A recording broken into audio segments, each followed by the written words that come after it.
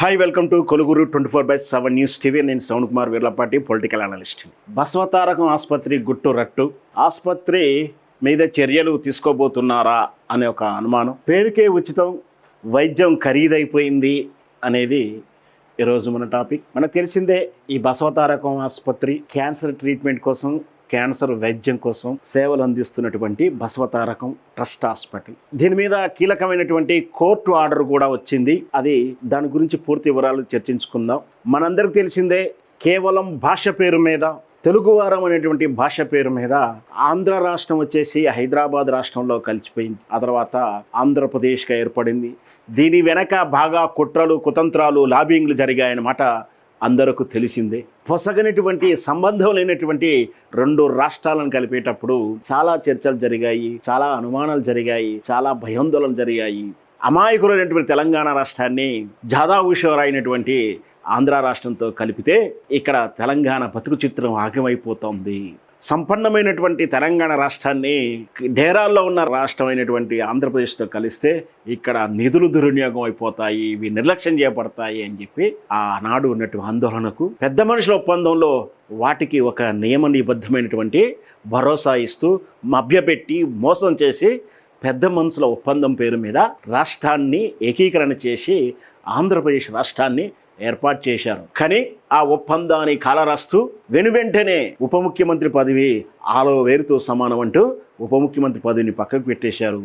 తెలంగాణ భూములను, తెలంగాణ సంపదలను ఇతరులు కొనడానికి భద్రత ఏర్పడి తెలంగాణ ప్రాంతీయ మండలి ఏర్పాటు చేసి ఆ సంరక్షణలో జరగాల్సిన నిర్ణయాలని ఏకంగా దాన్ని నీరుగార్చేసి తెలంగాణ భూములను అప్పనంగా దోచుకున్న విధానం మనం చరిత్రలో చూస్తూనే ఉన్నాం. దాంతోపాటు ఇక మన అందరికి తెలిసింది, నియామకాలలో శాఖల్లో, ప్రభుత్వ శాఖల్లో ఎలాంటి నియామకమైనటువంటి పరీక్షలు లేకుండా కేవలం సిఫారసు లెటర్ల మీద సర్టిఫికెట్ వెరిఫై చేసుకోకుండా ఆ ప్రాంతం వాళ్లకు, ఆ కులపు వాళ్లకు ఉన్నత పోస్టులు ఎలా వచ్చాయో అందరికీ మన ఊరిలో ఆనాటి 1950 దశకంలో ఉన్నటువంటి మన తాతలను అడిగితే స్పష్టంగా చెప్తారు. కిర్రు చెప్పులు జోడెడ్లతో వచ్చిన వాళ్ళు ఈరోజు ఊరికి పెత్తందారులు అయిపోయారు.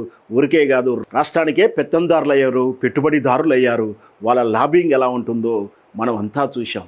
ఇక్కడ వస్తే ఇక్కడ వాళ్ళు రాష్ట్రం ఏర్పడిన తర్వాత భూములు ఇంకొక రూపంలో కొల్లగొట్టారు. అది ముఖ్యంగా హైదరాబాద్ నగరంలో ఏ విధంగా కొల్లగొట్టారు అంటే చాలా రకమైనటువంటి ముసుగేసుకొని చాలాసార్లు చెప్పారు. నేను అందుకే ఏమని, మేము సేవ చేస్తాము, ఆ ఉచిత వైద్యం చేస్తాము, ఉచిత విద్య చేస్తాము, ఇంకా ఆ కళాసేవ చేస్తాం, ఈ కళాసేవ చేస్తామని చెప్పి తెలంగాణ భూములను అప్పనంగా దొబ్బేసి చీటిక్కటి సహాయం చేసి దోషుడు దోచుకున్న వైనం మనం చాలా ఉదాహరణలు, చాలా స్టోరీలో చెప్పాను నేను. అట్లాంటిదే ఈ బసవతారకమా అని ఇప్పుడు అనుమానం వస్తూ ఉంది. 1989లో రాష్ట్ర ప్రభుత్వము 7.5 ఎకరాలు సుమారు పేదలకు ఉచితంగా క్యాన్సర్ సహాయం చేస్తాం, వైద్యం చేస్తామంటే తక్కువ ధరకు నామమాత్రం ధరకే ఇచ్చింది. ఇక్కడ ఏం జరుగుతుంది మరి? ఇక్కడ బసవతారకం క్యాన్సర్ హాస్పిటల్లో, బసవతారకం అంటే మనందరికీ తెలిసిందే, మన తెలుగు ముఖ్యమంత్రి గారు నందమూరి ఎన్టీ రామారావు గారి శ్రీమతి గారు ఆమె జ్ఞాపకార్థము ఆమె పేరు మీద పెట్టి ఒక ట్రస్ట్ పెట్టి క్యాన్సర్ ట్రీట్మెంట్ చేస్తామని చెప్పేసి 7.5 ఎకరాల్లో భారీ ఎత్తున ఈ హైదరాబాద్ జూబ్లీస్ పక్కనే ఏర్పాటు చేశారు. అయితే ఇక్కడ ఒప్పందం ఏంటంటే, అవి వివరాలు చెప్తాను. 25% ఉచితంగా వైద్యం అందించాలి. కానీ ఇక్కడ మాత్రమే ఉచితం ఉన్న విషయం కూడా చాలామందికి తెలియదు. ఖరీదైన వైద్యం చేస్తున్నారనే ఆరోపణలు చాలా కాలం, చాలాసార్లు వచ్చినా వాటిని బయటికి రానియకుండా కొన్ని ఎల్లో మీడియాలు అవన్నీ కూడా దాచిపెట్టి నిగూరు గప్పి దాచిపెట్టినాయి. కానీ ఈ మధ్యకాలంలో గత జూన్ మాసంలో ఒక బాలె నాగమ్మ అని చెప్పేసి ఆమె తనకు క్యాన్సర్ ట్రీట్మెంట్ కోసం అక్కడికి వెళ్తే క్యాన్సర్ను ఫైండ్ అవుట్ చేస్తే దానికి ట్రీట్మెంట్కు ఇక్కడ ఉచితంగా అవకాశం లేదని చెప్పి తిరస్కరించి పంపిస్తే వాళ్ళు కోర్టుకి వెళ్ళారు. కోర్టు ఆర్డర్ ఇచ్చింది. ఏమని ఆర్డర్ ఇచ్చింది? ఇప్పుడు మీరు ఉచితంగా అసలు ఏం చేస్తున్నారు, మీ విధి విధానాలు ఏంటి, మీకు ఉచితంగా సేవ చేయాల్సింది ఎందుకు చేయట్లేరు, అసలు ఏం జరుగుతుంది అక్కడ అని చెప్పేసి నివేదిక ఏమని చెప్పేసి కోర్టు ఆర్డర్ ఇచ్చింది. అసలు బసవతారకంలో ఏం జరుగుతున్నది ఇప్పుడు ప్రశ్న. నిన్నగాక మొన్న చూసాం, గత వారం 10 రోజుల కిందనే బసవతారకం గారి 100వ జయంతి సందర్భంగా అందరూ వెళ్ళి అక్కడ నివాళులు అర్పించడం, నందమూరి వంశం అంతా వెళ్ళింది, నారావారి వంశం కూడా అక్కడికి వెళ్తుంది, అందరూ కూడా చేశారు.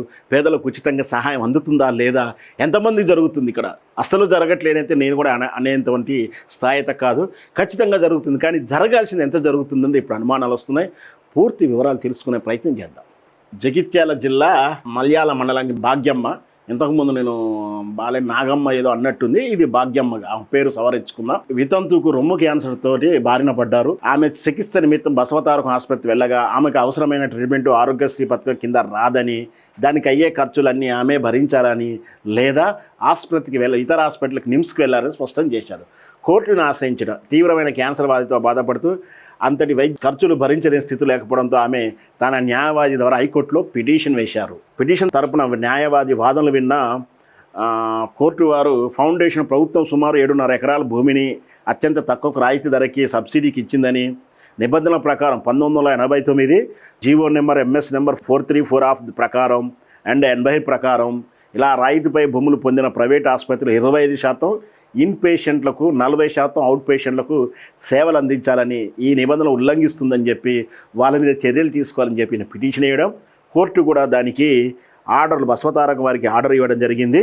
ఈ వార్త అన్ని ఛానళ్ళు మెయిన్ స్ట్రీమ్ మొత్తం నొక్కి పడేసింది. మీరు ఎక్కడ వెతికినా దొరకదు. ఆ హైకోర్టు ఏమైనా ఆదేశాలు ఇచ్చిందో చూద్దాం ఇప్పుడు. తక్షణ చికిత్సకు ఆదేశం. క్యాన్సర్ వంటి ప్రాణాంతక వ్యాధుల చికిత్సలో ఏమాత్రం ఆలస్యం జరిగినా తీవ్ర పరిణామాలు ఉంటాయని హెచ్చరిస్తూ బాధితురాలకు వెంటనే ఆసుపత్రిలో చేర్చుకోవాలని ఆదేశాలు ఇచ్చింది. 20% ఉచిత కోటా అమలు. ప్రభుత్వం విధించిన 20% ఉచిత పేషెంట్ కోటా కిందికి ఆమెకు ఎలాంటి రుసుములు వసూలు చేయకుండా సర్జరీ, కీమోథెరపీ, రేడియేషన్, మందులతో సహా అన్ని రకాల వైద్యుల సేవలు అందించాలని స్పష్టం చేసింది. అధికారుల పర్యవేక్షణ, ఇదంతా కూడా అధికార పరీక్షణ. ఇదండి, వైద్యము కావాలి అనేది కోర్టుకు వెళ్ళి ఆర్డర్ తెచ్చుకోవాల్సిన దయనీయ పరిస్థితిలో ఉంది. ఎందుకు ఇంత దాపరికం ఉంది?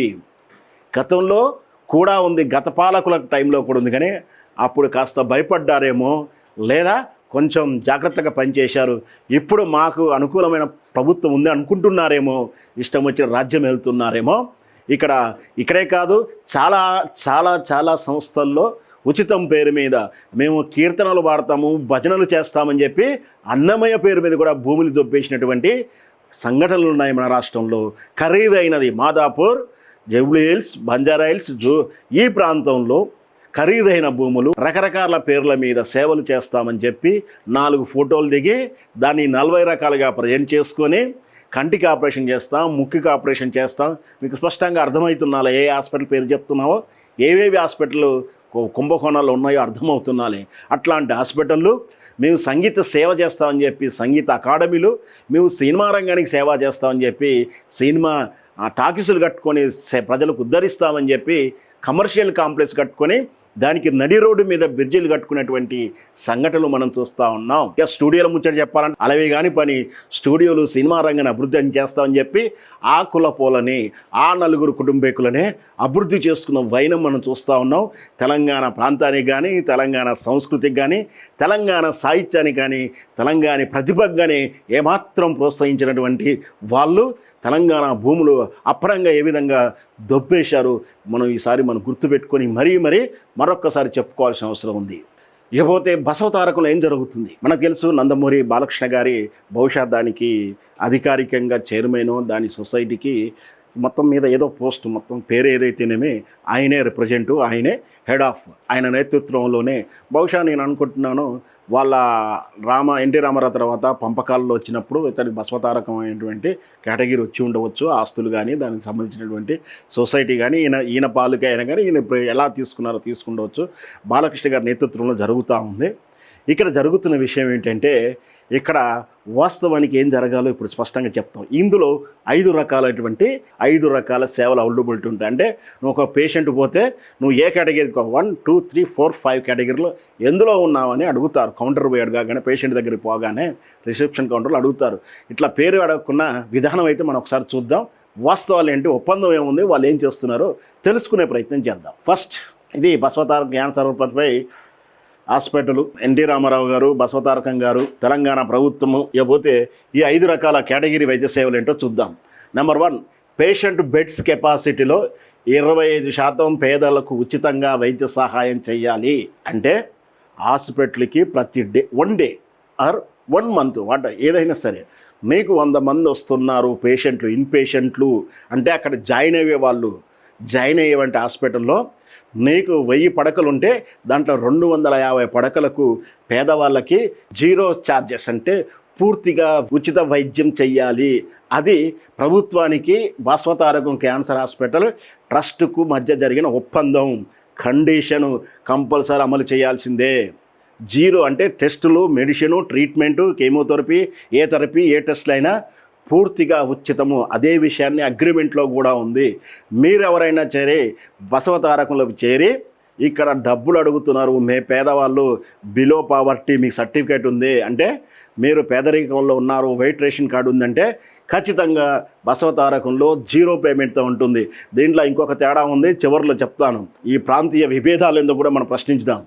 రెండవది అంటే ఇన్పేషెంటు అంటే హాస్పిటల్లో జాయిన్ అవ్వటం, హాస్పిటల్లో ట్రీట్మెంట్ కోసం జాయిన్ అవ్వడం. ఇంకొకటి అదర్వైజ్ అది కాకపోతే రెండవది అవుట్ పేషెంట్లో 40% పేదవాళ్ళకి ఉచితంగా ఇవ్వాలి.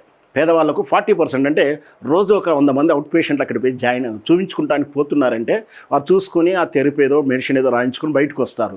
ఏదన్నా చేయించుకునే ట్రీట్మెంట్ ఉంటే చిన్నపాటి ట్రీట్మెంట్ చేయించుకుని బయటకు వస్తారంటే హాస్పిటల్లో రూమ్ తీసుకుని జాయిన్ అవ్వాల్సిన అవసరం ఉండదు. వాటిని అవుట్ పేషెంట్లు అంటారు. లేదా ఒకసారి ట్రీట్మెంట్ తీసుకున్న తర్వాత మళ్ళీ ఒకసారి ప్రోగ్రెస్ చూసుకోవడానికో ఏ దశలో ఉందో చూసుకోవడానికి, చెకింగ్ చేసుకోవడానికి ఇట్లా వెళ్ళాలంతా కూడా అవుట్ పేషెంట్లు అంటారు. వీళ్ళందరూ కూడా ఫీజు ఉండకూడదు. ఏం ఫీజు ఉండకూడదు? డాక్టర్ ఫీజు ఉండకూడదు. అండ్ ద సేమ్ టైం ట్రీట్మెంట్కి అయ్యే టెస్ట్లకు అయ్యేది కూడా ఫ్రీగానే ఉండాలి. ఎవరికి? 40% పేషెంట్లకు. అంటే ఒక పేషెంట్కి అయ్యే ఖర్చులో 40% కాదు. టోటల్గా రోజు వచ్చే 100 మంది పేషెంట్లు వస్తే దాంట్లో 40 మందికి, ఆ 40 మందిలో మినిమం 40 మంది అంటే బహుశా మొత్తం పేషెంట్లు ఎక్కువ మంది ఉన్నారనుకో, 100 మందిలో 40 పేషెంట్లకు మాత్రమే, అంటే బిలో పావర్టీ అయినప్పటికీ కూడా ఒక 40 అనేది స్లాబ్ ఉంది. పూర్తిగా అందరికీ అదే ఇవ్వాలని కాదు. సో వాళ్ళ మంచి గురించి కోరి కూడా 40% అయితే ఇవ్వాలి. ఖచ్చితంగా ఇదేంటి, ఈ రెండిట్లో కూడా ఖచ్చితంగా fees free, treatment free, medicine free, టెస్టులు ఫ్రీ. ఖచ్చితంగా ఈ రెండు మాత్రం పేదవాళ్ళకు బిలో పావర్టీ అనేది అయితే ఉందో మనకు అర్థమయ్యే భాషలో చెప్పాలి అంటే వైట్ రేషన్ కార్డు ఉన్న ప్రతి ఒక్కరికి ఉచితము క్యాన్సర్ ట్రీట్మెంటు. తర్వాత థర్డ్ ఒకటి రియంబర్స్మెంట్ కేటగిరీ అంటే ఇది ఆరోగ్యశ్రీ పథకం కిందకు వస్తుంది. ఈ ఆరోగ్యశ్రీ పథకంలో ఏంటి అంటే బిల్లు పే చేయాల్సి వస్తే ప్రభుత్వం పే చేస్తుంది. ప్రభుత్వం దగ్గర రియంబర్స్ తీసుకుంటారు వీళ్ళు. అట్లాంటిది ఏదైనా ఉంటే రియంబర్స్మెంట్ సెక్షన్కి వస్తుంది. కొన్నాళ్ళు మనం చూసాం కదా, వైట్ రేషన్ కార్డు కాకుండా మళ్ళీ పింక్ కార్డులకు కూడా ట్రీట్మెంట్ వచ్చి ఫ్రీగా వచ్చింది. అది రాజశేఖర రెడ్డి గారి పీరియడ్లో ఉచిత వైద్యం అందరికీ వచ్చింది. అట్లాంటి రియంబర్స్మెంట్ కేటగిరీ ఏదైనా ఉంటే ప్రభుత్వం చెల్లించేది ఉంటే ఇక్కడ ఉచితంగా సేవ చేసి ఆ బిల్లు ప్రభుత్వం దగ్గర తీసుకోవాలి. అది రియంబర్స్మెంట్ కేటగిరీ. ఆ తర్వాత ఫోర్త్ పెయిడ్ కేటగిరీ అంటే మామూలుగా ఎవరైనా ఏవి కాని వాళ్ళు ఎంత ఖరీదైతే అంత ఖరీదు డబ్బులు పే చేసుకుని వైద్యం ఇవ్వాలి. అయితే ఈ ఖరీదులు కూడా ఎలా ఉంటుంది? నీకు ఇష్టం వచ్చినట్టు ఒక టెస్టుకు 4,000 40,000 పెట్టుకోవడానికి కూడా వీలు లేదు. అది కూడా చాలా సాధారణ ధరలకే ట్రీట్మెంట్ ఉండాలి. నువ్వు ఎక్స్క్లూజివ్ రేట్ వేస్తాను నావంటే కూడా అక్కడ ఒప్పందంలో అలా లేదు. అంటే మామూలు టెస్టులకు సాధారణంగా ఎలా ఉంటుందో అంటే ఎక్స్క్లూజివ్ ఒక మల్టీ కార్పొరేషన్ హాస్పిటల్లో కాకుండా మామూలు సాధారణ ధరకే అవుట్ పేషెంట్లకు, ఇన్పేషెంట్లకు అంటే వైట్ రేషన్ కార్డు లేనోళ్ళు కానీ జనరల్ వాళ్ళందరికీ కూడా పేమెంట్ చేసి అది ఎంతైనా సరే ఒక వాజ్మీ రేటు, ఒక సరాసరి రేటు ప్రకారం ట్రీట్మెంట్ చేయొచ్చు. ఇది డబ్బులు పే చేసుకుని ట్రీట్మెంట్. ఇంకొకటి ఉంది ఇతర సంస్థలతో అగ్రిమెంట్స్. అంటే మనందరికీ తెలిసిందే ఇతర సంస్థలు అంటే ఇప్పుడు ఈ మధ్యకాలంలో మన ప్రైవేట్ ఇన్సూరెన్స్లు కూడా ఉన్నాయి కదా. ప్రైవేట్ ఇన్సూరెన్స్లు లేదా ఉద్యోగస్తుల ఎంప్లాయ్మెంటు కార్డు ద్వారా చేసే ట్రీట్మెంట్స్ కూడా ఉంటాయి. అవి కూడా జరుగుతాయి. ఇవి కూడా ఏంటి, ఒక రకంగా రియంబర్స్మెంట్ లాంటిది. రియంబర్స్మెంట్లు అంటే ఇక్కడ వీళ్ళు ఈ పేషెంట్కు ట్రీట్మెంట్ చేయాలి, ఆ సంస్థ నుంచి డబ్బులు తీసుకోవాలి. అంటే ఇక్కడ డబ్బులు వస్తున్నాయి, ఇక్కడ డబ్బులు వస్తున్నాయి. కేవలం ఈ రెండింటి ప్రకారం మాత్రమే ఉచితంగా సేవలు అందించాల్సినటువంటి ఇట్లాంటి హాస్పిటల్లో ప్రభుత్వంతో ఒప్పందం చేసుకొని ప్రభుత్వంతో ఆస్తులు, భూములు ఉచితంగా తీసుకొని పేదవాళ్ళకు ఉచితంగా వైద్యం చేస్తున్నామన్న ముసుగులో వాళ్ళు కార్పొరేట్ వ్యాపారాలు దోపిడీ చేస్తున్నారనేది ఇక్కడ ప్రశ్న. విద్యా సంస్థలు కూడా ఆ విధంగానే చేస్తాయి. మీరు మీ చుట్టుపక్కల ఎక్కడ ఉన్న ప్రైవేట్ సంస్థ, ప్రైవేట్ స్కూల్ ఏదైనా కూడా ప్రైవేట్ లిమిటెడ్ స్కూల్ అనేది ఎక్కడా లేదు. అన్ని సొసైటీలు సేవా సంస్థల రూపంలోనే ఉంటాయి. ప్రతి స్కూలు, ప్రతి కాలేజీ సేవా సంస్థ రూపంలో ఉంటుంది. అవన్నీ కూడా విద్య అనేది ఉచితంగా సేవ చేయాలి, తక్కువ ధరకు సేవ చేయాల్సిన విద్యా వ్యవస్థలు కూడా వ్యాపారమే చేస్తూ ఉన్నాయి. అక్కడ కూడా సమస్య ఉంది. మీరు ఎక్కడ వెళ్ళినా కూడా ఫీజు కట్టలేని పరిస్థితుల్లో ఉంటే వాళ్ళు ఉచితంగా విద్య ఇవ్వాల్సిందే వాళ్ళు. కానీ వాళ్ళు మిమ్మల్ని ఏ విధంగా హేళన చేస్తూ నిలబెట్టి పిల్లలకి హాల్ టికెట్ లేకుండా హింసిస్తున్నారో మనం చూస్తూ ఉన్నాం. ఇవన్నీ కూడా పాలకుల వైఫల్యాలుగానే మనం చూడాలి. ఇకపోతే రియంబర్స్మెంట్ కూడా చెప్పాం కదా. ఇట్లా ఈ రకంగా ఇదేమో ఓన్లీ క్యాన్సర్ హాస్పిటల్, కంటి హాస్పిటల్ ఉన్నాయి, ముక్క హాస్పిటల్ ఉన్నాయి, హాస్పిటల్ ఉన్నాయి, కడప హాస్పిటల్ ఉన్నాయి, జ్వరం హాస్పిటల్ ఉన్నాయి, ఏదో పేరుతున్నాయి. ఈ దేశం ఈ తెలంగాణ రాష్ట్రంలో హైదరాబాదులో మేము సేవలు చేస్తామని చెప్పి 4 సేవలు చేసి 40 ఫోటోలు పెట్టుకొని ఇట్లా 100 కోట్ల భూములు దొబ్బేయడం, నిధులు దొబ్బేయడం. ఇంకొకటి ఉంది దీని వెనకాల. అదేమిటంటే ఈ సేవలు చేస్తున్నామని చెప్పి బ్లాక్ మనీని వైట్ మనీ చేసుకొని ఇన్కమ్ ట్యాక్స్ కూడా ఎగ్గొట్టేటువంటి దుర్మార్గులు తయారయ్యారు ఈ సంస్థల రూపంలో. అంటే వీళ్ళని అనడం లేదు, ఇట్లాంటి వ్యవహారాలు చేసే వాళ్ళంతా కూడా ఇన్కమ్ ట్యాక్స్ని ఎగ్గొట్టడానికి చేస్తున్నారు. ఇకపోతే ఈ బసవతారకులే కానీ ఇంకా చాలా హాస్పిటల్లో ఇంకొకటి ఉంది, డిస్క్రిమినేషన్, అది వివక్షకు గురవుతూ ఉంది. అదేమిటంటే ఈ హాస్పిటల్లో తెలంగాణ రేషన్ కార్డు చెల్లదు, తెలంగాణ ఆరోగ్యశ్రీ పథకం చెల్లదు. అది అవును కాదు అంటే ఆంధ్రప్రదేశ్ అయితే చెల్లుతుందేమో, కానీ ఇట్లాంటి వాడికి పోతే Telangana white ration card not allowed, Telangana A scheme not allowed, Telangana స్కీములు నాట్ అలౌడ్ అట్లా అంటారు. ప్రాక్టికల్గా నాకు చాలా కంప్లైంట్స్ కూడా వచ్చాయి అప్పట్లో. సో ఇంత జరుగుతుంటే ఈ హాస్పిటల్ పేరు మీద, వైద్యం పేరు మీద ఈ రాష్ట్రంలో దోపిడీ జరుగుతుంటే అందరికీ తెలిసినా కూడా మౌనమే వహిస్తుంది. ఈ వార్త వచ్చి 5 రోజులైనప్పటికీ ఏ మెయిన్ స్ట్రీమ్ మీడియాలో ఎందుకు కనిపించదు, ఎందుకు భయపడుతున్నారు, ఎవరు ఎందుకు అయ్యారో వార్త నాకు తెలియదు. కానీ ఖచ్చితంగా ఇది మనం చర్చించాల్సిన అవసరం. మన ఆస్తులు, మన భూములు, మన సంపదల మీద నిలబడి ఈ విధంగా దోచుకునే వారిని ప్రశ్నించకపోతే ఎలా? ఖచ్చితంగా బసవతారకం మీద కానీ ఇట్లాంటి వ్యవస్థల మీద ఖచ్చితంగా చర్యలు తీసుకోవాల్సిందే. ఖచ్చితంగా తీసుకొని ప్రజలకు ఏదైతే ఒప్పందం ప్రకారం, ఏదైతే అగ్రిమెంట్ ప్రకారం పేదలకు 20%, 40% ఒప్పందం ఉందో ఆ ప్రకారం వైద్యం అందాల్సిందే, పేదవానికి వైద్యం అందాల్సిందే, పేదవానికి విద్య అందాల్సిందే. పాలకులు అప్రమత్తం అవ్వాలి. పాలకులు అప్రమత్తం కావాలంటే ఇట్లా ప్రశ్నిస్తూనే ఉండాలి. మీకు మీ దృష్టిలోకి వచ్చినటువంటి ఇట్లాంటి కుంభకోణాలు ఏదంటే కామెంట్ రూపాలు చేయండి, దాన్ని కూడా చర్చిద్దాం.